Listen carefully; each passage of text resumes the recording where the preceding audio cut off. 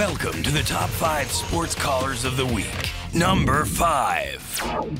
Andrew from Detroit joined Valenti and Foster to tell the guys that as much as it pains him, he's siding with Roger Goodell in the deflate-gate drama.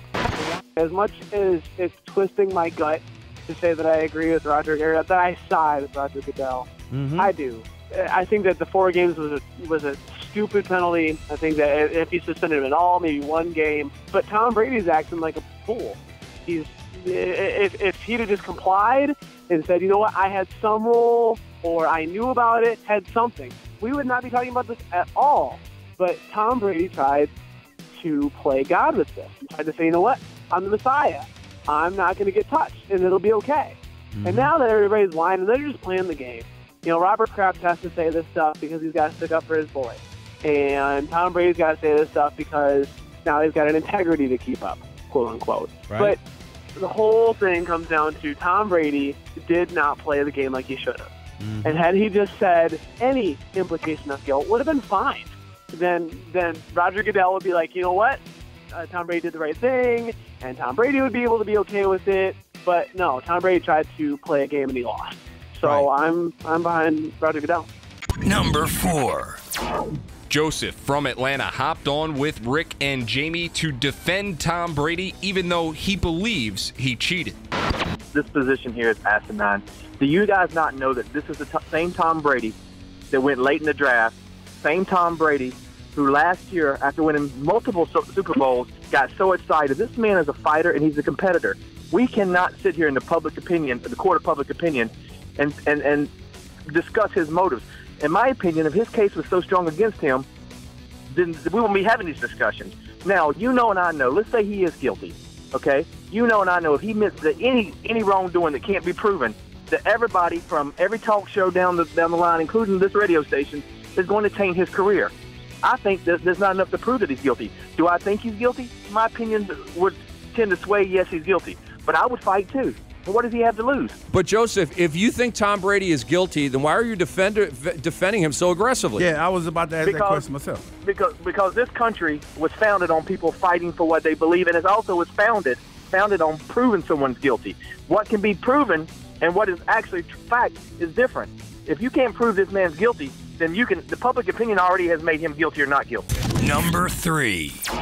Gene from Baltimore chimed in with his thoughts on the Patriots QB on the Norris and Davis show, saying it's the Patriots' way to destroy evidence. This must be in the handbook of the Patriots to destroy your cell phone whenever something goes bad.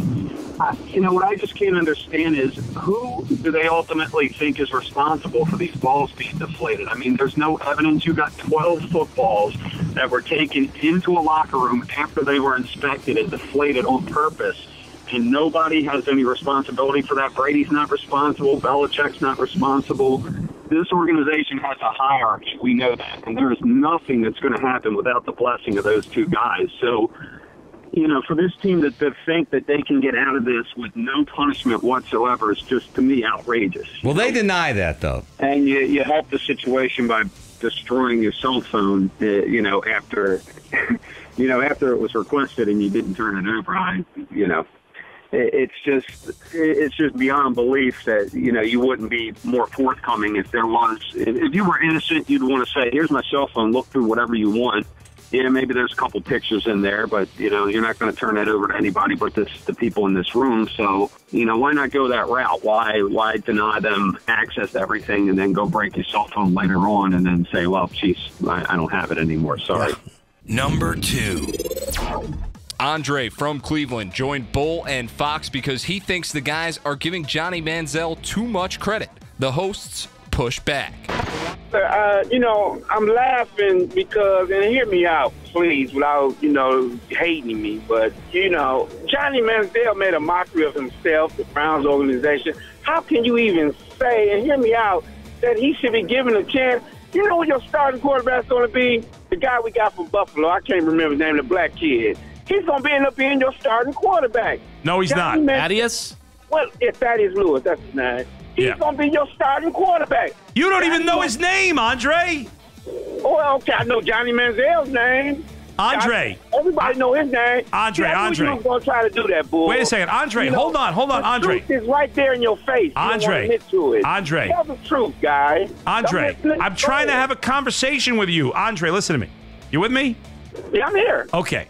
Have you been listening to the show of late? Yeah, not really. Okay. Well, I have been crushing Johnny Manziel every chance I get. I don't think he's any. Wait a second. I'll let you get back in there. I don't think. Andre, I don't think he's any good. I don't think he's going to win the job. I think he's going to be a bust. But in the end, you drafted him in the first round, so you got to at least give him the opportunity. No, you made a mistake. I know. I agree with you, but they're going to give him a chance. But they're not cutting him, Andre, so they're going to give him a chance. Number 1. The top spot goes to Tim, who called in to Mad Radio in Houston because he's upset by the lack of attendance at AL West leading Houston Astro games. Hey, how's it going? I think you guys, a couple things on this Astros attendance conversation. It shows exactly how H-Town proud apparently Houston is about their baseball team, that they're offering those tickets in sort of that fashion.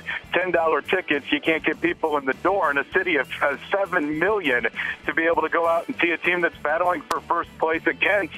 And I think you downplayed the Trout-Pujols conversation. It's the most exciting player in baseball right now and a surefire first ballot Hall of Famer. I don't care if it's a Tuesday. What the heck else are people doing? Kids aren't in school. I understand the vacation thing. It's harder to get people to the ballpark in April and September because there's school events going on. People, during the week, kids have to go to bed at night. I think it's a joke at the summer that you're talking about. And I heard Nolan Ryan talking about Craig Biggio's Hall of Fame speech over the weekend, calling Houston a middle market. It's not a middle market. This is a major market, and people in this town and the teams need to act like it and start being that way and making it a major market sports town. Yeah, they drew better for Boston last week because there were 7,000 people in Red Sox gear sitting inside of Minute Maid Park, which makes me sick, the fact that I'm in Houston and more people are talking about a last-place AL East team coming in and playing at Minute Maid Park than a first-place AL West team that actually lives here. It's a joke a lot of times the way that Houston treats their sports teams. Tune in every week to hear the wildest callers and the wittiest banter as CBS Local Sports brings you the top 5 sports callers of the week.